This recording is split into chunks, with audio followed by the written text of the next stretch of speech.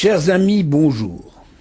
L'histoire de Jacob, rapportée dans la Paracha Vayetse, soulève un certain nombre de questions à partir du moment où il reçoit la promesse divine de le protéger et d'en faire une grande nation.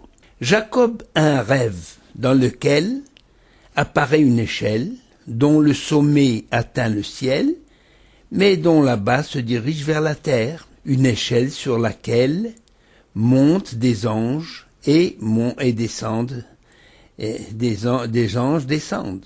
Dans ce rêve, Dieu lui déclare « Je suis l'Éternel, le Dieu d'Abraham, ton père, et le Dieu d'Isaac. Cette terre sur laquelle tu reposes, je la donne à toi et à ta postérité. Ta postérité sera comme la poussière de la terre. » Et bien entendu, le texte continue, et plus loin, Dieu lui promet « Oui, je suis avec toi, je te protégerai, je protégerai chacun de tes pas, et je te ramènerai sur cette terre. Je ne veux point t'abandonner avant d'avoir accompli ce que je t'ai promis. » Donc Jacob se réveille d'un coup. Faut-il croire à ce rêve et le considérer comme une manifestation prophétique, ou bien s'agit-il véritablement et uniquement d'un rêve? Au sujet d'un rêve, nos sages disent et affirment que tout dans un rêve n'est pas réel, il n'y a pas que des aspects qui se réalisent. Un rêve peut dissimuler une partie de mensonge. Jacob a l'air de douter, et pour en sortir, il prononce un vœu en disant « Si Dieu est avec moi, s'il me protège dans la voie où je marche, s'il me donne du pain à manger et un vêtement pour me vêtir, si je retourne en paix à la maison paternelle, alors pour moi l'Éternel sera mon Dieu. » Le lecteur non averti est abasourdi en lisant de tels propos, mis dans la bouche de Jacob. Quoi? Est-il possible que Jacob, notre ancêtre, notre patriarche, ait des doutes au niveau de sa foi? Est-il possible qu'il subordonne sa fidélité à Dieu à une quelconque condition? La réponse est qu'il n'existe pas en ce monde de promesses irrévocables, même pour les justes et même pour les tzadikim. Une défaillance peut intervenir dans la conduite de l'homme, qui pourrait justement provoquer un changement dans sa destinée.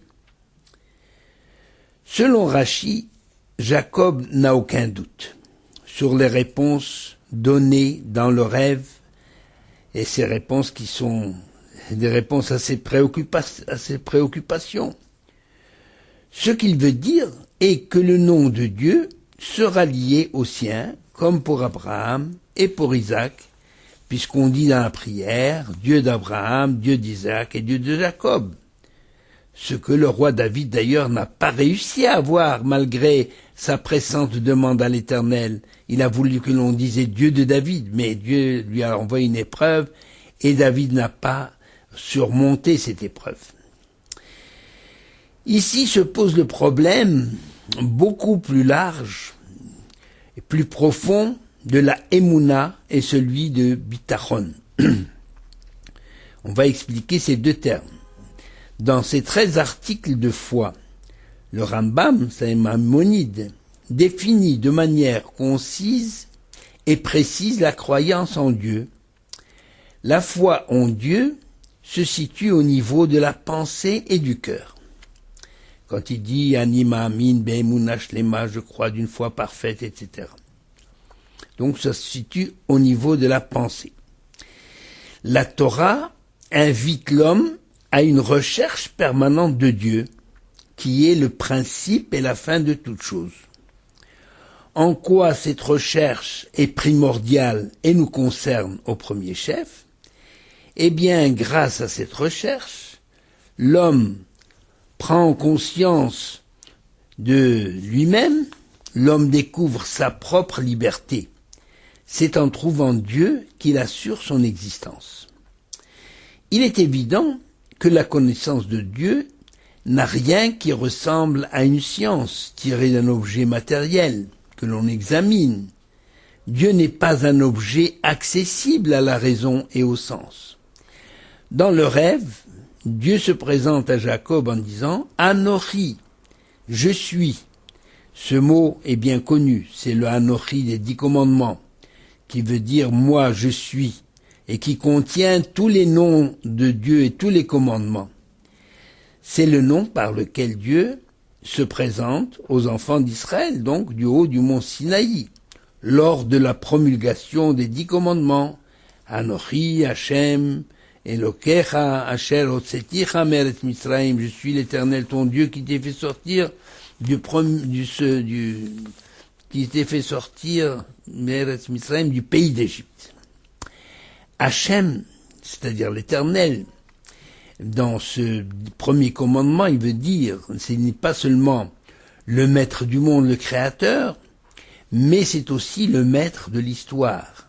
C'est-à-dire que tout ce qui arrive dans le monde, c'est lui qui le décide.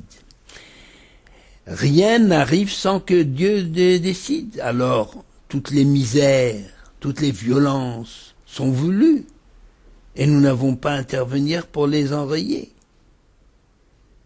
Nous sommes confrontés ici au grand problème de la volonté divine face à la liberté de l'homme. L'homme agit en toute liberté, telle est la volonté divine. Et cette liberté ne peut se réaliser que par la seule volonté divine, la seule volonté de Dieu. Il n'est pas donné à l'homme de comprendre les agissements et les décisions de l'Éternel, mais il faut savoir que rien n'arrive sur terre qui n'ait été décidé au ciel, que ce soit la vie, la mort, la richesse, la pauvreté, le bonheur, le malheur, les guerres, etc., la paix, tout vient de Dieu. Mais bien entendu, l'homme est libre d'agir et de faire en sorte que se réalise cette volonté de Dieu. Jacob, et à son exemple, nous essayons d'y arriver. Jacob avait la foi en Dieu. Il n'y a aucun doute là-dessus. Le problème pour Jacob, comme pour nous, est d'en tirer les conséquences de cette connaissance que nous avons de l'Éternel, qui est le créateur du ciel et de la terre, et de tout ce qu'il contient. Et plutôt que tout ce qu'ils contiennent, le ciel et la terre. C'est-à-dire, dans quelle mesure nous sommes capables de reconnaître cette puissance, cette grandeur de Dieu, et en même temps lui faire entièrement confiance, en se fiant à lui, à ses directives, pour résoudre tous nos problèmes de vie. Cette attitude de faire confiance et de s'en remettre à l'Éternel s'appelle le bitachon, la confiance en Dieu, l'abandon à Dieu, ça veut dire compter sur Dieu. Et alors il y a la foi en Dieu, ça veut dire croire en l'existence de Dieu, croire en l'existence de cette puissance qui mène le monde, de cette puissance créatrice qui mène le monde, et d'un autre côté, il y a la capacité de l'homme de s'en remettre entièrement à Dieu. Ça veut dire on peut reconnaître Dieu, on peut reconnaître son existence et ne pas s'en remettre à lui. On va expliquer justement le rapport entre les deux et la possibilité de l'action de l'homme qui peut ou non agir sur cette volonté de Dieu. Donc d'un côté il y a la émouna, la vraie foi, celle qui assure à l'homme son équilibre et la santé de son âme. La émouna, la vraie foi, est celle qui incite justement l'homme à la recherche de Dieu pour lui ressembler. On dit que Dieu a créé l'homme à l'image de Dieu, c'est-à-dire pour que l'homme ressemble à Dieu, et pour essayer du moins, c'est-à-dire avoir l'esprit d'initiative, être bon, être altruiste, être humble, protéger les faibles, rechercher la justice, aimer les créatures de Dieu, etc. Être magnanime, mettre en pratique le chesed, le bien sous toutes ses formes. Et c'est-à-dire que les qualités divines sont infinies, mais nous essayons de réaliser celles qui sont à notre portée. D'un côté, il y a donc la émouna, la vraie foi, et de l'autre, il y a aussi la foi, mais elle est dénaturée par l'homme, comme on peut malheureusement le constater aujourd'hui. Par exemple, le culte de la violence au nom de la foi, de la émouna, de la foi en Dieu. La volonté humaine peut se traduire par cette formule. Kochi verotsem yadi asali et achailazé. C'est ma force, c'est ma puissance qui m'ont permis d'atteindre une telle réussite, une telle richesse. Ça veut dire que tout en reconnaissant l'existence de Dieu, l'homme peut penser et croire qu'il est le maître de sa destinée, lui l'homme, et que sa vie est le résultat de ses efforts et de son engagement. L'apparence lui donne raison, mais là, c'est-à-dire qu'on voit les gens réussir, ceux qui travaillent, ceux qui se lèvent tôt, et à qui le monde appartient, mais l'apparence n'explique pas tout ce qui se passe sous nos yeux.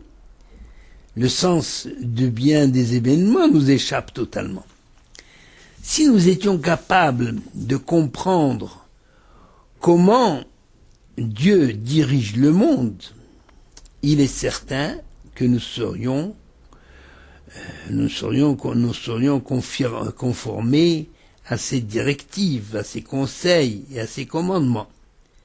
C'est le cas de ceux qui ont du bitachon. Nous allons nous intéresser à cet aspect du comportement humain et de montrer que tel était celui de nos patriarches Abraham, Yitzhak et Yaakov, dont nous essayons de suivre l'exemple. Avoir du bitachon, c'est-à-dire s'en remettre entièrement à Dieu, en mettant en pratique sa volonté, la volonté divine, uniquement la volonté divine, ne doit pas empêcher l'homme d'agir, de se comporter comme s'il ne pouvait compter que sur lui-même, sans jamais justement oublier que tout dépend de Dieu. Ça a l'air compliqué, mais c'est très simple. Il existe en effet une mauvaise conception du bitachon, celle de personnes affirmant avoir du bitachon et qui versent dans l'oisiveté en disant « mais puisque tout dépend de Dieu, il agira comme il voudra.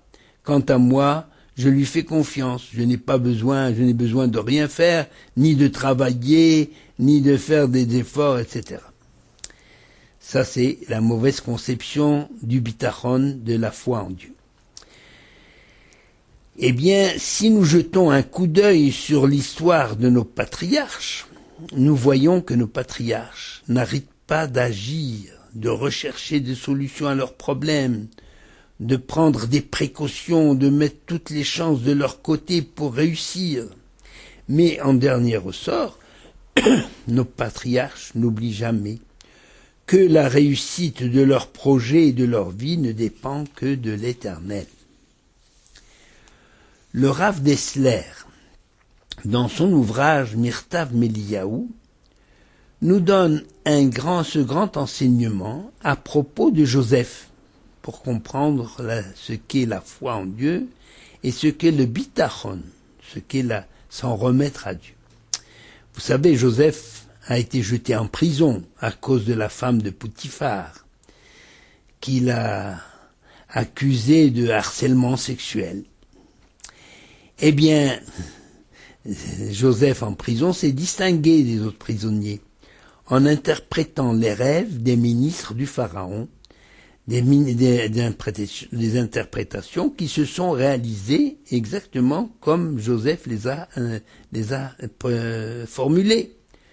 Quand les chansons étaient sur le point d'être libérées, alors, parce que l'autre justement, Joseph lui a prédit qu'il allait être pendu, et c'est ce qui est arrivé pour le panetier du roi. Donc quand les chansons devaient être libérées, Joseph lui a dit, quand tu seras dehors, et que tu vas reprendre ta fonction auprès du Pharaon, tu vas reprendre du service, alors ne m'oublie pas pour me faire sortir d'ici. Alors la Torah dit qu'à cause de cette demande, Joseph a eu une prolongation de peine, 2 ans de prison supplémentaire. Alors nos sages se posent la question, mais en quoi Joseph a-t-il fauté? C'est normal que demander un service au ministre du Pharaon n'est ni un délit ni une faute. C'est même pas une confiance en Dieu. Ça n'a aucun rapport. De même, lorsque nous agissons et nous travaillons et nous creusons les méninges pour gagner notre pain quotidien, pour avoir une place au soleil et au sein de la société ou pour réussir dans ce que nous faisons, dans notre vie courante, toute cette attitude n'a rien de répréhensible. Bien au contraire, la Torah condamne l'oisiveté. Et la Torah condamne de compter sur la société pour nous nourrir.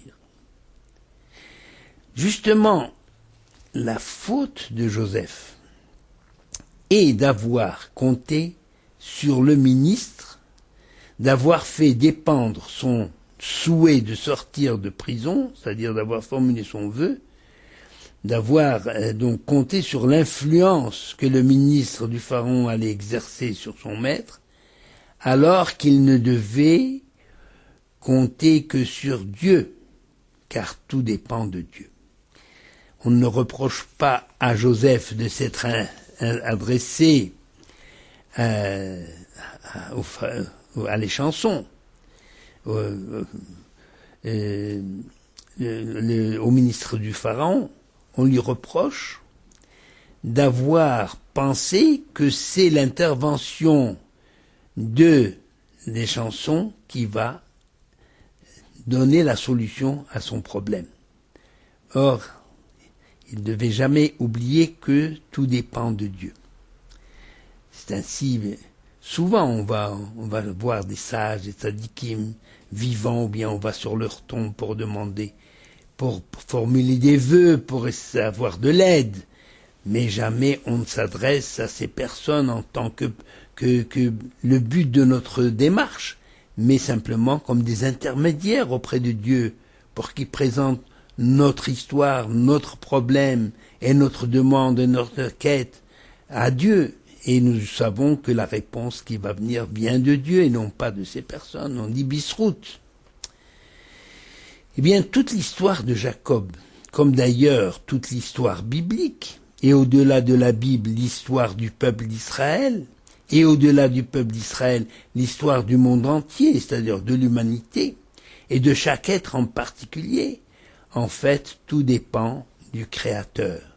Tout dépend du Créateur de l'univers, et de tout le Créateur et du Maître de l'univers, c'est-à-dire de l'Éternel. Avoir du bitachon, c'est donc agir et ne jamais oublier que le résultat de notre action dépend de Hachem. Souvent, même ne pas oublier que certaines idées qui font avancer notre vie, aussi bien sur le plan matériel que sur le plan spirituel, même ceci dépend de la volonté divine. C'est ainsi que notre patriarche Jacob se voit obligé de fuir son frère pour préserver sa vie. Et il aurait pu rester en disant je fais confiance à Hachem. Ou bien Abraham, lorsqu'il est arrivé en Canaan, il y avait la famine, n'avait pas besoin de descendre, puisque Dieu lui a promis de donner la terre, etc. Mais on a déjà parlé de ces problèmes que l'homme doit agir comme s'il était livré à lui-même. Et on voit, par exemple, dans la paracha, la ruse employée par Jacob face à Laban, ce Laban fourbe qui a voulu justement déraciner tout le peuple d'Israël pour constituer Jacob pour constituer son troupeau. Il a dû ruser. Plus tard, lorsqu'il va faire preuve lorsqu'il va rencontrer son frère Esav, il va faire preuve d'un grand stratège.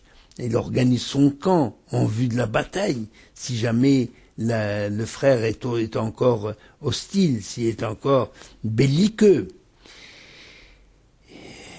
même au départ, lorsqu'il suit le conseil de Rivka de partir, d'abord pour obtenir la bénédiction de son père, de se déguiser, etc., eh bien, il sait très bien que ce n'est pas cette démarche qui va lui obtenir la bénédiction. C'est vrai qu'il faut faire un effort, qu'il faut essayer par soi-même d'y arriver, mais il faut savoir que lorsque Yitzhak dit Gambarouchiye, qu'il soit aussi béni, ça veut dire que la bénédiction, finalement, c'est parce qu'elle a été voulue par Dieu.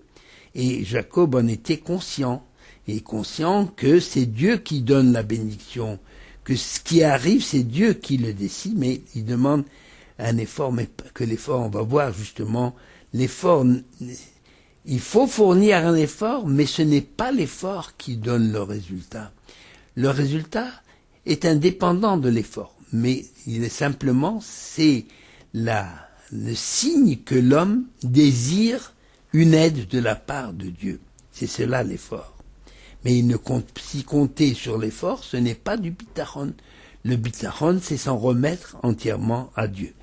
Et c'est ce que dit Jacob dans Jacob quand il fait son éder, c'est-à-dire dans toutes ces situations.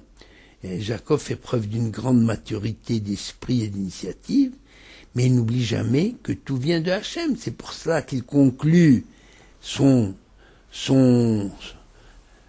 déclaration du vœu qu'il formule. Il dit, si tout cela arrive, Vehaya Hachem li l'Elokim, ça veut dire le Hachem sera pour moi Dieu, ça veut dire il va coller son nom à celui de Dieu. Il n'oublie pas qu'en dernier ressort, tout dépend de Dieu, mais en fait, on peut dire que, plus justement, qu'il veut que son nom soit accolé à celui de Dieu. Comme on dit dans la prière, le Abraham, le Yaakov, Dieu d'Abraham, Dieu d'Isaac et de Jacob. On avait déjà dit que, à ce propos, pourquoi il y a ces trois mots, ces trois expressions dans la prière. On a déjà expliqué qu'en fait, c'est pour que la personne, dans ses prières, fasse en sorte que l'être suprême auquel on s'adresse n'est pas un être suprême anonyme, mais qu'il devienne justement un être suprême lié à moi, qu'il soit mon Dieu comme il a été le Dieu d'Abraham, ça veut dire qu'il devienne un Dieu personnel, un Dieu pour moi tout seul, pas tout seul, mais enfin partagé avec les autres, mais en tous les cas qu'il ait un regard particulier pour moi, que je devienne un intime de Dieu. Eloké, Abraham, Eloké, Yaakov, c'est un idéal bien sûr que seuls les justes et les tzadikim arrivent à atteindre. Avoir donc du bitachon, c'est s'en remettre entièrement à Dieu, compter sur Dieu seul, quel que soit le domaine d'activité, quel que soit l'objectif que l'on poursuit. Même quand on arrive à compter sur Dieu uniquement sur Dieu, et il arrive que notre action ne débouche pas sur l'objectif que nous recherchons. Parfois nous essuyons de cuisantes défaites, des échecs patents. Celui qui a du vrai bitachon ne perd pas confiance, car il sait que même ses échecs sont pour son bien. Vous imaginez la sérénité que nous confère une telle attitude. Savoir que tout dépend de Dieu, malgré les apparences d'un monde livré à lui-même. Une histoire authentique tirée du livre Le Maguide de Jérusalem, sous le titre, c'est l'histoire numéro 79, sous le titre La bouteille à la mer. Eh bien, cette histoire va illustrer la notion de bitachon. L'histoire se passe en Lituanie, je crois vers 1870.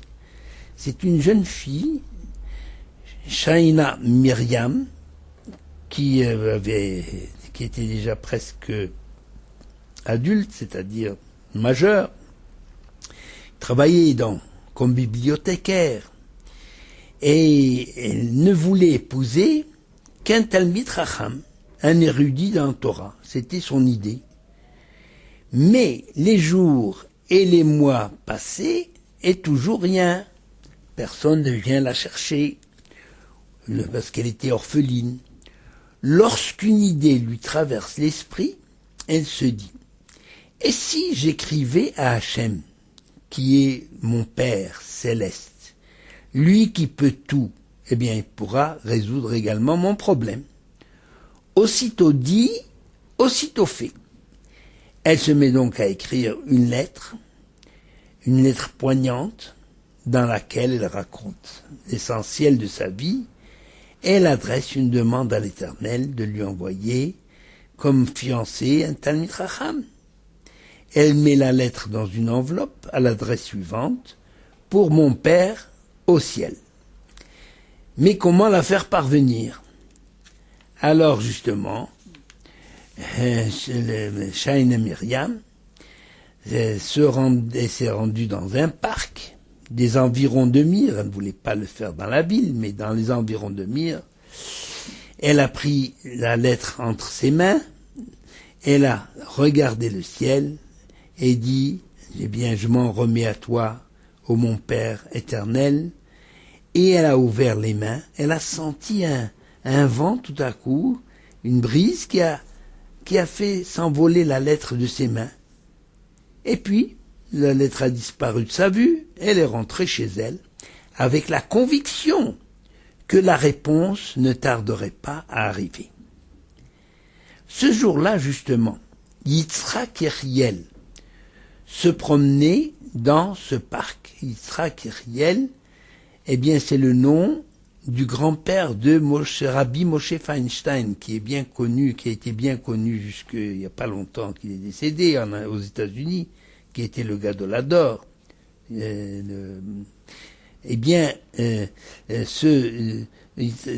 Yeriel, ce jeune homme, qui était dans la yeshiva, il se promenait dans ce parc pour se détendre, échanger un peu les idées. Et tout à coup, il remarque une enveloppe scellée sur le sol. Il la ramasse en pensant justement pensant que c'était une lettre qui était perdue, il pensait la rendre à son propriétaire.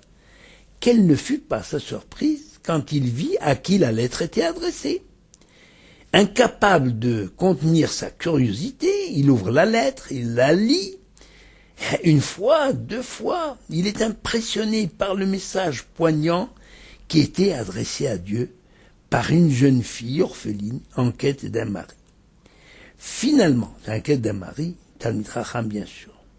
Finalement, ne pouvant y tenir, Yitzhak Yeriel quitte la yeshiva pour un moment pour aller demander conseil à ses maîtres. Parce qu'il avait formé le projet d'épouser Shaina Myriam. Et les maîtres l'y encouragèrent. Le mariage a eu lieu. Je crois qu'elle était 6 ans plus âgée que lui. Elle l'a encouragé dans ses études. Et il est devenu le Rav Yitzhak, un grand Rav Yitzhak Yeriel, qui est assuré et qui était devenu mashgiach dans une yeshiva d'Amisk. Eh bien, Shaina Myriam a été récompensée pour son grand bitachon, sa grande confiance en Dieu. Elle n'a pas pensé, elle n'a pas misé sur le hasard, c'est comme une bouteille à la mer, on la jette, on ne sait pas comment, c'est vraiment le hasard, on ne sait pas si elle sera trouvée ou pas trouvée, etc. Elle n'a pas misé sur le hasard ou la chance, mais sur la puissance et la miséricorde divine, seule capable de réaliser tous ses projets. En revenant à la paracha de la semaine, à propos du Neder de Yaakov, dans lequel il demande du pain à manger, c'est-à-dire pas grand-chose, juste de quoi subsister, nos sages remarquaient que Yaakov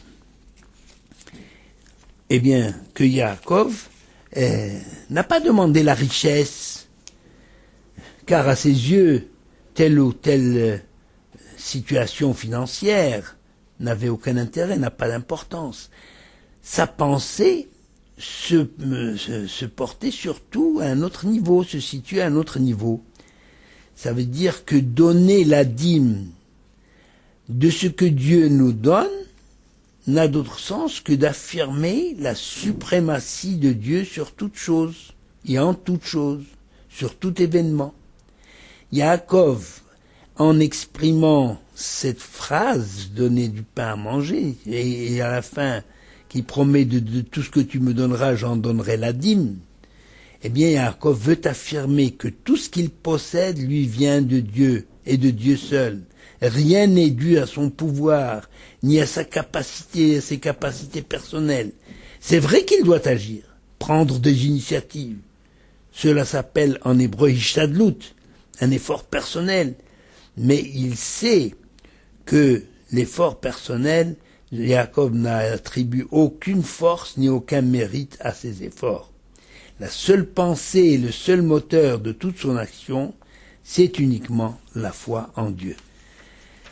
Oui, c'est donc une notion qui demande quand même à être un peu affinée. Bariaï Ben Pakuda, auteur des Chovot Alvavot, traduit en français par André Chouraki, essaye de donner une explication rationnelle du bitachon, de la confiance en Dieu, ou plutôt de l'abandon à Dieu, du fait de ne compter que sur Dieu, sur Dieu seul. Il prend l'exemple d'un ami, dont l'amitié est indéfectible. Alors qu'est-ce qui nous apporte un ami sûr? Il nous apporte l'intelligence, la puissance, la richesse, la sécurité, les conseils, les encouragements, etc. Cet ami idéal doit donc posséder toutes ces qualités et d'autres pour pouvoir nous aider et nous être utile en cas de besoin et nous protéger de tout mal. Lorsqu'on a la chance de posséder un tel ami, nous avons l'esprit tranquille et serein, nous avons quelqu'un sur qui compter.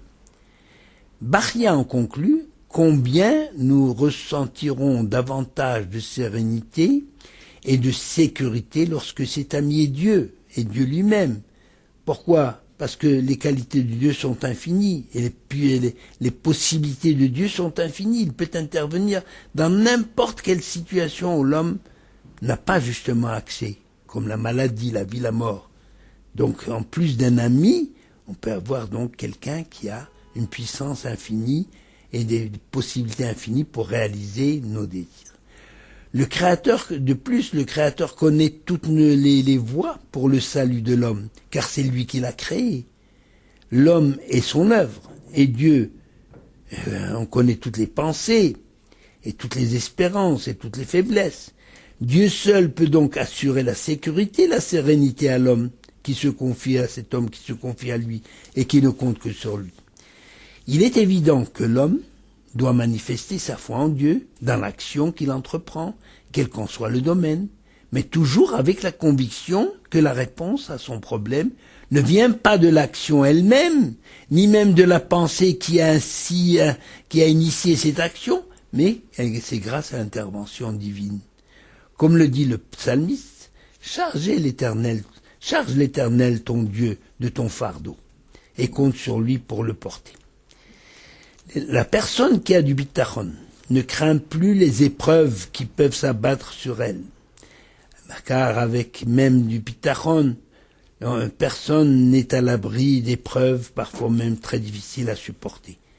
Mais ayant la conviction que ces épreuves viennent du ciel, elles ne peuvent être que pour le bien, même si cette constatation n'est possible que bien des années après l'événement. Le bitachon s'exerce aussi bien dans les choses d'ici-bas que dans celles de l'au-delà.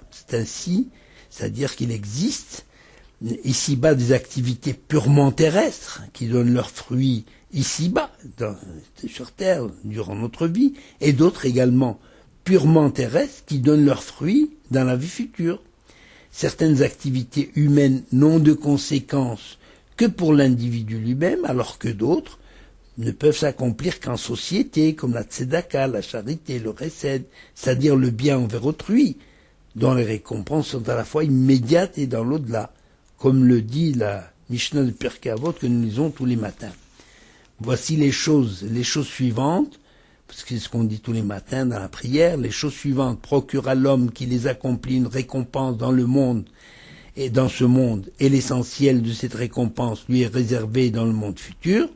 Ce sont le respect des parents, père et mère, la tzedaka, les actes de charité, les visites aux malades, l'hospitalité, le lever matinal à la synagogue, l'instauration de la paix entre l'homme et son prochain, entre l'homme et son épouse, et l'étude de la Torah par-dessus tout. Donc, voilà ce que dit la Mishnah. Un autre aspect très important, lui aussi, c'est concernant le bitachon, c'est le désintéressement.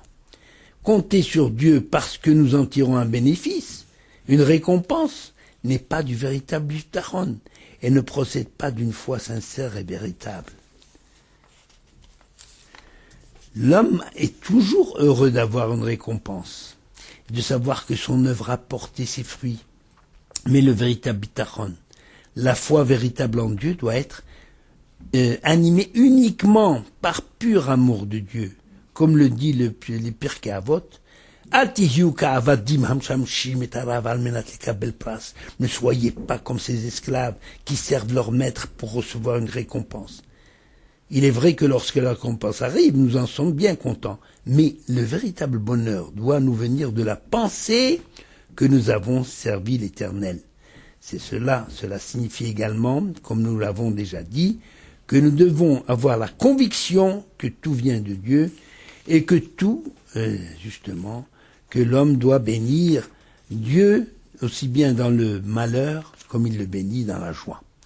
Cette attitude confère à l'homme une âme paisible en toutes circonstances. Et enfin, il nous faut constater que la dette de l'homme à l'égard de Dieu est si grande que si l'humanité tout entière lui était imputée, c'est-à-dire si l'on mettait ensemble tous les bienfaits de Dieu vis-à-vis de chaque individu, eh bien, on met toutes les actions des hommes de toute l'humanité pour justement pour dire que l'on mérite ces bienfaits, il ne parviendrait jamais à compenser le plus petit des bienfaits de Dieu. En conclusion, si l'on considère la vie de l'être humain depuis sa naissance, on constate que sa confiance est variable selon les circonstances. Depuis le bébé, par exemple, ne connaît que le sein de sa mère qui l'allaite. Toute sa confiance va à sa mère, qui veille sur lui. Mais lorsque son esprit se fortifie, il découvre que la sécurité lui vient du père, alors il s'en remet à son père. Lorsque plus tard il pénètre dans la vie et que les soucis l'assaillent, que ce soit du métier, la profession, eh bien il s'appuie sur son travail et sur sa force et devient aveugle aux bontés de Dieu, alors que c'est ces bontés de Dieu qu'il doit de réussir et de connaître le bonheur.